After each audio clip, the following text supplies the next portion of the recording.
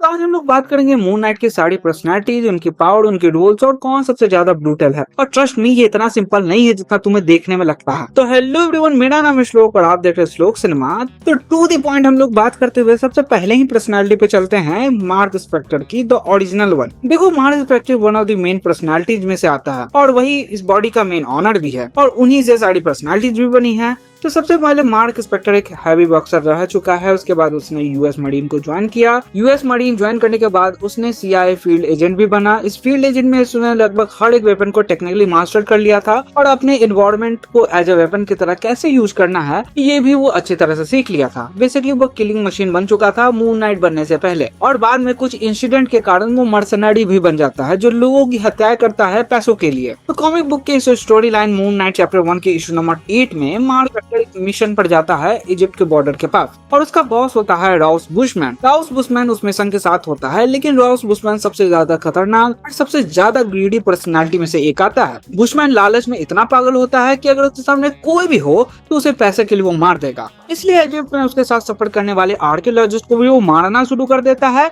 लेकिन मार्क भैया तो हमारे थे कहीं ना कहीं सज्जन पुरुष, और सज्जन पुरुष की इंसानियत जाग जाती है। वो बोलता है कि देखो ये गलत है। तो बुशमैन बोलता है भाग जा भोसड़ी के, और मार्क को इतना मारता है कि वो लगभग वहां पे मर जाता है। लेकिन मार्क स्पेक्टर तो मेन हीरो है, तो वो इतनी आसानी से मरने वाला नहीं है और वो अपने शरीर को खींचते खींचते एक एंशिएंट मकबरे के पास पहुंच जाता है। ये एंशिएंट मकबरा किसी और का नहीं बल्कि घोंसू का होता है।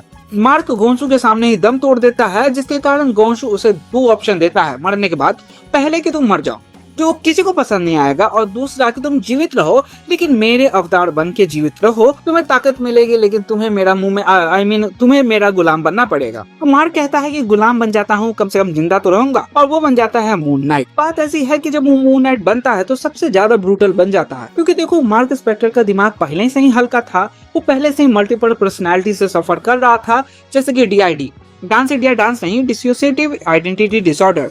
और ये बीमारी तब होती है जब लोगों के माइंड के पास एक्सेसिव प्रेशर या एक्सेसिव ट्रॉमा उसके साथ झेलना पड़ता है। और ये सारी चीजें मून नाइट की पर्सनालिटी से मिले तो और भी ज्यादा कैओटिक बन गया।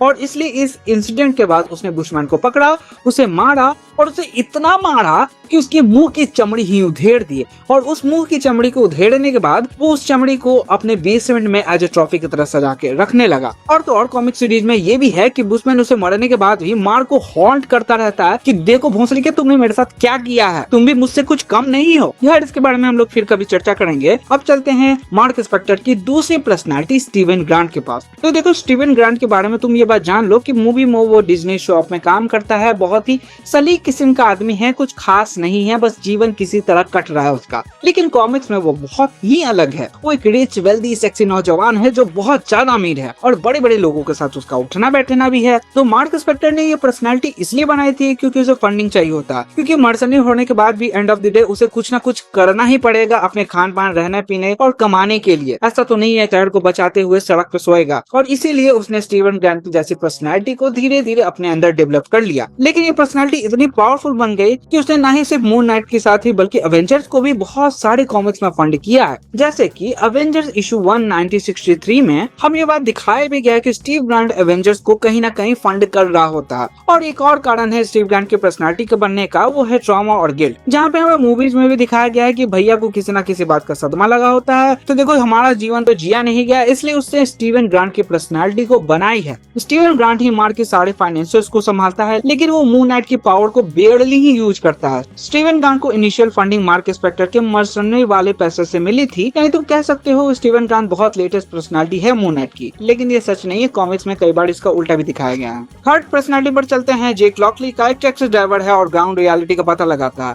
शहर में इधर उधर जाकर पता करता है और आखिर शहर में चल क्या रहा है, कौन सा आदमी सबसे ज्यादा खतरनाक है और क्या क्या उसने कांड कर रखे हैं, ये सारी राजों का खुलासा करता है जेक। और तुम्हें मैं ये बात क्लियर कर देना चाहता हूँ कि मार्क स्पेक्टर की ये सबसे ज्यादा ब्रूटल और सबसे ज्यादा डेंजरस पर्सनालिटी में से एक है। अगर उसके कांड मैंने सुना दिया ना तो मुझे यूट्यूब सेंसरशिप दे देगा और जो मैं नहीं चाहता, क्योंकि मेरा चैनल बिल्कुल नया नया बना हुआ है। जेक लॉगलिन के पास कोई भी मोरल कोड नहीं है। He just a killing machine who kill people ruthlessly and mercilessly. हाँ, और उसे किल करने का तरीका भी मार्क स्पेक्टर से बहुत अलग है। जहाँ मार्क रेज में आके किल करता है, भैया जी टॉर्चर का यूज करते हैं मारने के लिए। जहाँ पे उसने कई बार विक्टिम के हाथ पैर को उखाड़ दिया है। मून नाइट 2014 की सीरीज नंबर इशू 8 में हमें यह बात साफ देखने को मिलती है कि मून नाइट जब होस्टेज सिचुएशन में टेररिस्ट के साथ डील कर रहा होता है, उसे कन्फ्रंट कर रहा होता है, तो लिटरली उसके हर एक बॉडी पार्ट को वो तोड़ के रख देता है। वो भी बॉडी पार्ट जिसमें तुम अभी भी सोचते हो कि उसमें हड्डी नहीं होती। और सारी जानकारी लेने के बाद भी वो